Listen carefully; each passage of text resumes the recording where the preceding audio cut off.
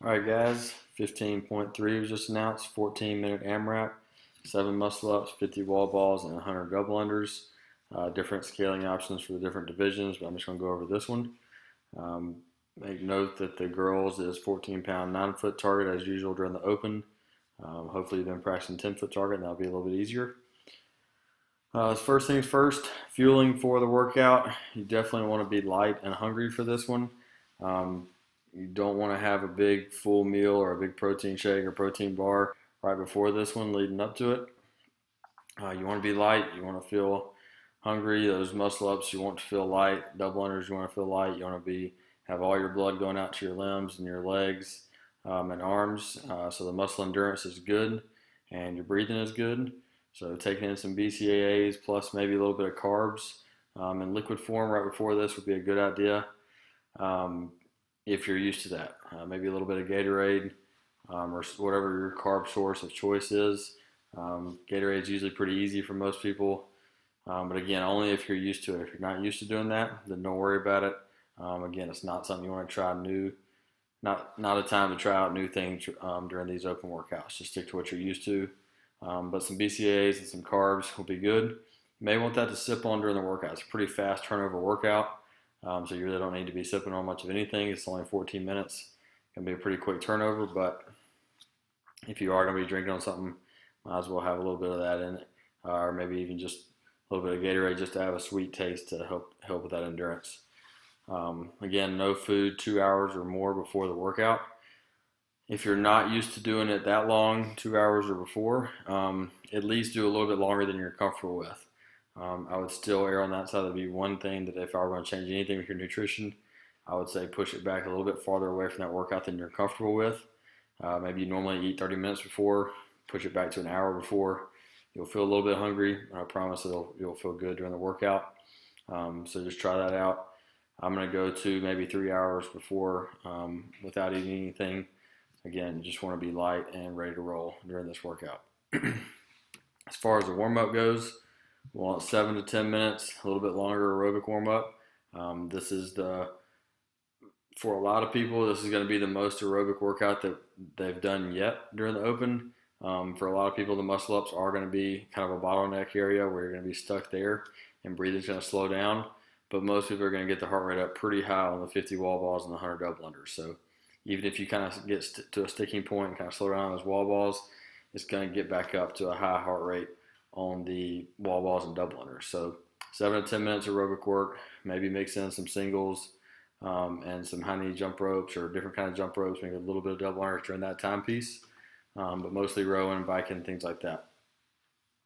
Also, maybe mix in a little bit of foam rolling for your quads during that time, no more than 2 minutes total. Just kind of wake them up, make sure there's no any major knots. If there are some major knots, don't just smash them and get them out right now. You want to basically just wake them up with that foam roller, make sure they're good and loose, make sure that squat feels good and they're not going to get filled up with lactic acid real quick. So just maybe touch on the foam roller a little bit. Open up and activate the shoulders. Make sure you're good and loose, good and ready for that full range of motion overhead and that kipping portion of the muscle up. Also activated and warm for the double unders and the wall balls. This is a shoulder intensive workout. You got muscle ups on the shoulders, wall balls on the shoulders, and double unders. So definitely want to make sure those are ready. I know for me, a lot of times if I just jump right into a high volume set of double unders without warming up very much, my shoulders burn out pretty quick. It's noticeably better if I warm them up pretty good. So doing some handstand holds. I like doing handstand holds on the wall where I'm stretching forward, actively stretching forward. That helps with mobility and warming them up. Maybe some handstand walks, scap pull-ups, just pulling back with the scap, and then strict pull-ups, just getting the shoulders ready again for the pulling portion of the muscle up. Something I like to do, I've been playing with this last year, is just use a slightly heavier rope during my warm-up. Like I have capitalized if you're used to it. So if you have a little bit heavier rope at the gym, maybe use that during the warm-up. Obviously, that shouldn't be the last rope you use during your warm-up because you want to get some reps in with your normal one. But this may just help get the shoulders warmed up and ready for that double unders. That means do plenty of double unders. Obviously, you don't need to do like 500 of them, but don't just do 20 of them and then go into the workout. Do several 50 or more total during this warm up, so that you know that you're ready. The calves are ready, the ankles are ready, shoulders are ready for those double unders. And then some more specific movement prep, 2 to 3 rounds, 1 muscle up. If you only have a limited amount of muscle ups, don't do a muscle up in the warm up.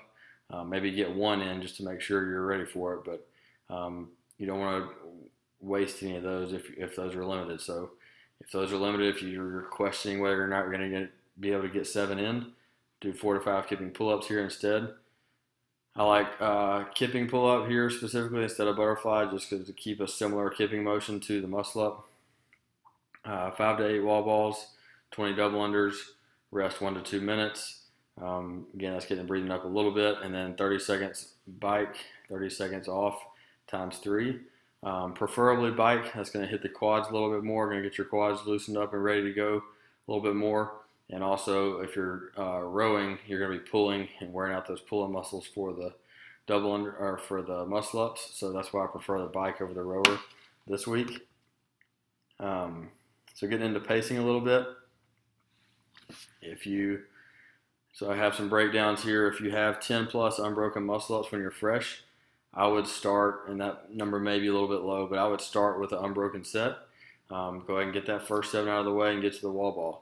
I think there's enough time between there and your next set of muscle ups that you'll be okay going unbroken there. I don't think it's going to make your next set that much harder. I think the wall balls and the double unders are going to make your next set that much harder, not the first set of muscle ups. If 5 to 10 is your max unbroken, then I would start with sets of 2 to 4, maybe a set of 4 and then a set of 3 if you're on that higher end of that, or maybe 3, 2, 2.